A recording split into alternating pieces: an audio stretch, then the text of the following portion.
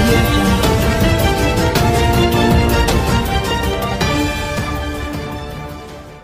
కృష్ణ గారు నాకు లాహిరి సినిమాలో నాకు పరిచయం అయ్యారు. రోజు షూటింగ్ వస్తే ఆయనతో పాటు టిఫిన్ భోజనం చేయడం.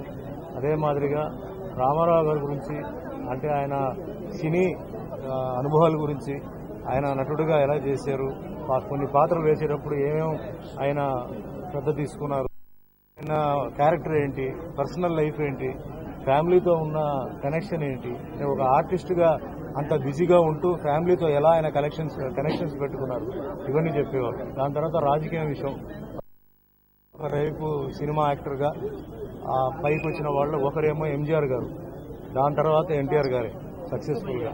సో అది ఎట్లా చేశారు, ఎట్లా హ్యాండిల్ చేశారు అని చాలా విషయాలు చెప్పారు. అది నా రియల్ లైఫ్ కి ఒక స్టేజ్కి వచ్చిన తర్వాత ఆయన చెప్పిన కొన్ని విషయాలు మన నిజ జీవితాలకి చాలా నాకు హెల్ప్ అయింది. అంటే ఫ్యామిలీని ఎలా చూసుకోవాలి, అదే మాదిరిగా సినిమాలో పనిచేసే వాళ్ళని ఎట్లా మనం చూసుకోవాలి, నిర్మాత దర్శకులను మనం ఎలా చూసుకోవాలని. అట్లా నాకు మంచి మిత్రుడిగా నాకు ఆయన రిలేషన్. ప్రతి పండగకి ఆయన నాకు ఫోన్ చేసి విష్ చేసేవారు.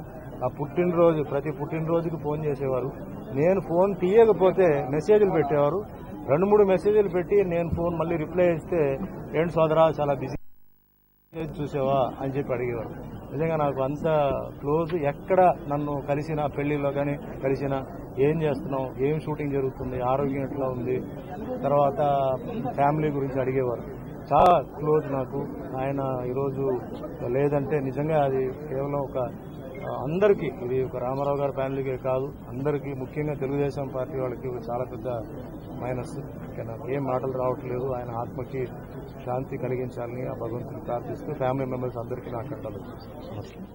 ఏంటండి, వీడియో నచ్చిందా? అయితే ఓ లైక్ వేసుకోండి, లేదంటే ఓ కామెంట్ చేయండి. ఎప్పటికప్పుడు మా వీడియోస్ చూడాలంటే సబ్స్క్రైబ్ చేసుకోండి.